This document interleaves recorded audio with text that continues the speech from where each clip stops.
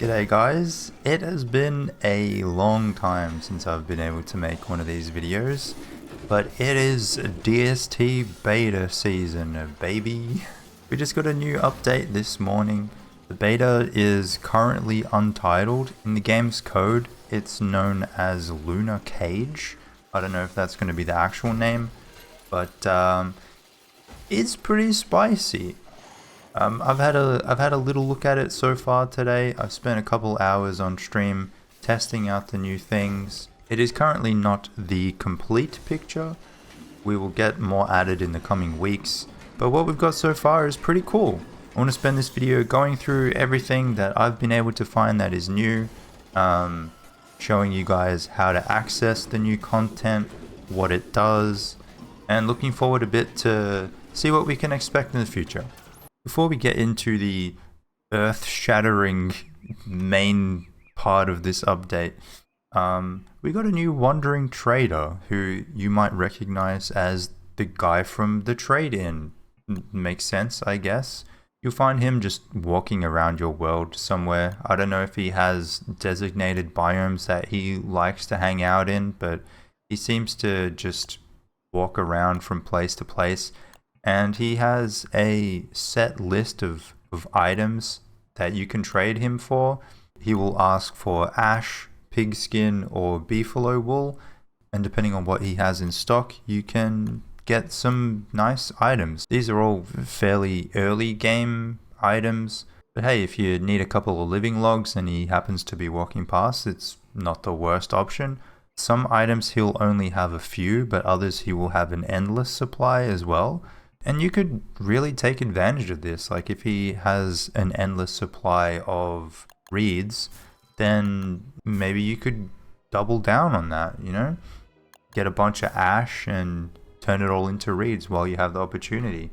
I also really love his little beefalo disguise. Like you can see him wearing it in the trade-in, but you never see him actually put it on and use it as a proper disguise. So yeah, love this so much. Now, for the actual meat of this update, it's worth mentioning that you do have to get pretty far into the game in order to see this content.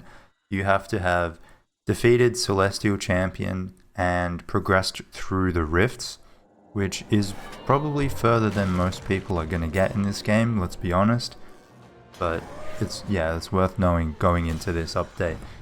Once you've done all of Wagstaff's lunar experiments, you actually have to go visit Pearl's Island to continue his quest.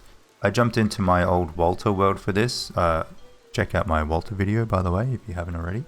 And you can see Wagstaff has actually set up a little base of operations on Pearl's Island for whatever reason. And the first thing he wants you to do is to make a map to give to Pearl so that she can then bugger off and find her own place to live, because he wants to use that island. I feel like Pearl got really hard done by in this update. Hopefully it's just in this weird beta phase and she gets a nice place to live. But yeah, you essentially, this map feels like a notice of eviction, and she's just like, oh fuck, I guess I gotta leave then, and she just buggers off somewhere else. We'll come back to her later. But yeah, it's kind of shit from our boy Wagstaff. When you speak to him again, he asks you to help increase the size of the island, and you do that by building this substrate extrapolator. This functions in a similar way to dock tiles and allows you to build around Pearl's Island, but only around Pearl's Island, unfortunately. I did try it on other waters, but no, it's only in the indicated areas, which I guess is fair enough. It also looks as if it is kind of expensive. Like I ended up needing to make close to 80 of this extrapolator, but if you look at the cost of it, it cost around 60 rocks and 20 scrap. So it could be worse. It's probably about a reasonable price. Once you finish with that, Wagstaff plonks a giant fucking robot in the middle of the island. This is very clear foreshadowing for the giant robot that you're going to be fighting soon.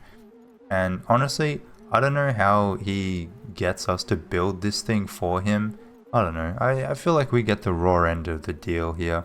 After this, you need to build a Phasmo Encapsulator, which consists of some scrap, a Thulecite bug net, and an Enlightened shard. Yeah, it is fairly expensive, but that's not all. Once you have this Phasmo Encapsulator, you're going to have to go over to the Lunar Islands and catch a Gestalt. Each encapsulator captures one Gestalt, and you are going to need 6 of them. Yes, that's right. In total, you will need 6 Thulecite bug nets and 6 Enlightened Crown shards. I mean, to get to this point, you would have already needed to have killed Celestial Champion. Assuming you're going to keep that crown for yourself, you will have to fight him again and then deconstruct the crown to get enough crown shards. And it's going to cost a bunch of Thulecite for all the bug nets. Once he's built all 6 of them, then the first phase of Celestial Champion just falls from the sky. I'm assuming this is part of the beta, and it might not function like this in the full release because it seems a little bit weird. It's like a meteorite or something. And when I said it's the first phase, it is just the first phase. It looks different, but it fights exactly the same way as the first phase of Celestial Champ. And there is no second phase at the moment. I don't know if that is something that we will get. Again, this is a beta. But once you kill the first phase, you will have a very brief window with which to capture the essence with yet another expensive bug net. You kind of need this ready to go, because if you don't do it within about 5 seconds, the boss just respawns with full health. So yeah, make sure to bring that before you start.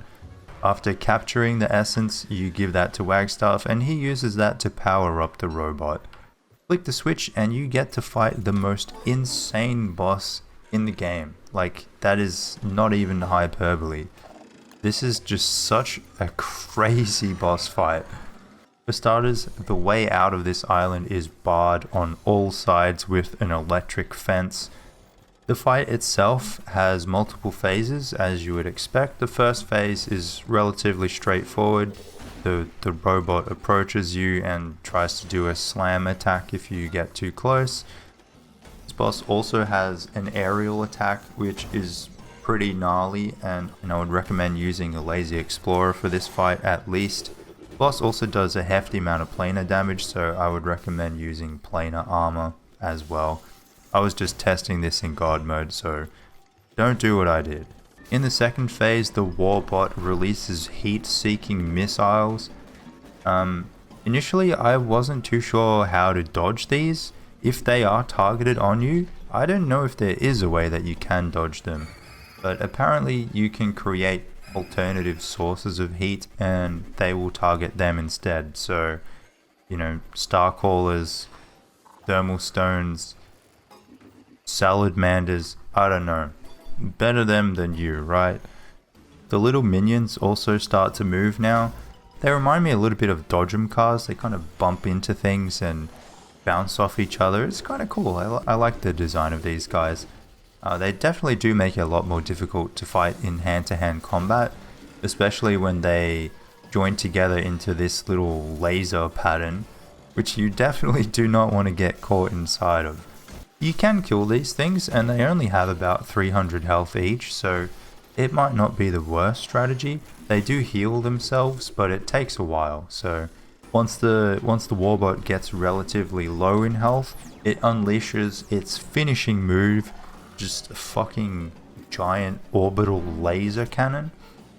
Yeah, it goes without saying that if you get caught in that, you're probably finished. Like that is probably it. The next beta update probably comes with your funeral. If you manage to get to the end of the fight and defeat it, then currently nothing happens. It just slowly fades away into nothing, doesn't drop any items. Again, this is a beta, so you do get a little beta report scroll, which is kind of funny, and it tells you how long you took to defeat the enlightened warbot. If you're wondering what happened to Pearl, she landed safely on the moon key, which honestly feels like a massive downgrade for Pearl. Like, she can do a lot better than that. Hopefully, again, this is just a beta thing and she gets her own island or can reclaim her old one. I kind of feel bad for people who have, you know, built up Pearl's island and made it look nice for it to just turn into a war zone. But there are a few other bits and pieces added in this update that I haven't mentioned yet. First is the Celestial Jewel. Now, I don't know if this is supposed to drop from the robot fight or the Celestial Champ part that hasn't been finished yet. We don't know. But if you get 5 of these and put them in your Enlightened Crown, it turns it into... it kind of upgrades it. It gives you full lunacy and it looks like you have little gestalt clouds over your head. But what this does is it no longer costs sanity to summon gestalts when you hit things. So you basically get infinite gestalts without any sanity drain. Unfortunately, it does mean that you have this lunacy filter on permanently, which in my opinion is kind of annoying, but once you're done fighting, you can just take a jewel out and it will turn off. So it's not the end of the world. Something else also in the game files that is definitely not finished is this thing. Supposedly this is another phase of the Celestial Champ fight, or maybe the robot fight. We don't really know yet. In the code it is listed as Altar Guardian Phase 4, which implies that it is part of a Celestial Champion fight. But seeing as we only had Phase 1 and then for it to skip straight to Phase 4 seems a little bit strange. My theory is that maybe we will get reskinned variants of the other 2 phases of the original Celestial Champion, and then we progress to this as the 4th phase. And then after defeating this, you catch the energy and put that into the robot. That's my theory at the moment, but it could work completely differently. I have no idea. We also got given the ability to peek inside bundling wraps if you have a razor, which I think is doubly cool. Like, first of all, it's nice to be able to see what's inside the bundling wrap without opening it. It's also really cool that the razor gets another use. I love how Clay tries to go back to these kind of archaic tools and give them some more love, you know? We also have the new personal floater, which is pretty cheap to make and saves you from losing health when you drown. Drowning also got updated in this beta to make it not cost permanent health and to make you lose less items if you drown in shallow water, which I think is nice, and I don't really mind those changes at all. Although this would have been really nice if it was added in the game like literally a week ago, when I drowned to some bullshit that honestly I'm still not over. I'm very frustrated. It sent me back to the mainland and I had to make my own shitty boat to go and get my stuff back, and then I lost permanent health. Anyway, another thing that I forgot to mention, the game also has inbuilt geometric placement now. So for all you guys who play on console, you can finally place things neatly in the vanilla game. Holy crap. This is a feature that people have been begging for 10 years, more even. I still think geometric placement is slightly better than this because you can place things more finely. You can see the turf grid overlaid onto the build grid, but hey, I mean, this is like 90% as good, and it is way better than not having the feature at all. So 10 out of 10 job, Clay. I love this. Another creature hidden in the game files that doesn't really seem to do anything is this upgraded Greater Gestalt. You can fight it and it does attack you if you're using shadow things, but it doesn't drop anything. It doesn't really seem to do anything besides that. I don't know what it's in the game to do. My guess is that it's used in another phase of the boss fight. Along with this, there are also a bunch of new controls for using a controller. I don't personally use a controller, so I can't really speak to how good these are, but there's also a new filter when you're looking for a game in the main menu. You can now filter servers based on whether or not they've completed certain objectives, like whether or not they've activated the archives or killed Celestial Champion or Fuel Weaver, things like that, which I think is really cool. You can see at a glance how far along a world is, and you might not want to join if it's too far advanced, or you might only want to join if they're past a certain point. So yeah, I really like that. But yeah, that's about it. Like I said, I mucked around with this update for a couple of hours, so there were probably a few things that I missed, and if that is the case, let me know in the comments. I will probably make more videos like this as they add more to this update, and I am really excited. I cannot wait to see how the story goes. I find it amazing that we've kind of just put up with Wagstaff's antics all this time. He just asks all this really weird stuff of us. None of it seems to benefit us in the slightest, but we do it anyway. And then he just summons this god almighty boss to beat the shit out of us, and we're like, we're cool, and then he's gone. Like, I want to at least see what is this all for? You know, that's what I want to know. I want to find out, what is it all for? And beyond that, we'll get Charlie's response, I guess. If this is the Celestial side, then gee, I can only imagine what the Void side is going to be. That is a story for another time. But thank you guys for watching. Let me know what you think of the update in the comments. Feel free to jump in the Discord server as well. We've been talking about the update quite a bit already. And I will catch you next time. Take care.